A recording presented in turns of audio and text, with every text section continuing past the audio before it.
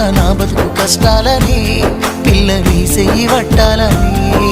నల్లని సీకట్లో ఒకదాన్నే కూసున్న దిక్కులేని పచ్చినయ్యి బావా నువ్వెప్పుడొస్తావని ఏళ్ళైపోతుంది పిల్ల ఎన్నెలొచ్చింది మన బతుకులా ఏలైపోతుంది పిల్ల ఏలు వట్టంగా వస్తున్నాగా ఇన్నాళ్ళ ఎడబాటు ఎడబాసిపోతుందిలే ఈ సీనయ్య గుంటున్నదే సినదారా నీ కోసము ఈ దూరాన్ని చెరుపుతూ తీరాల తెగిరింది అందాల ఈ మానవు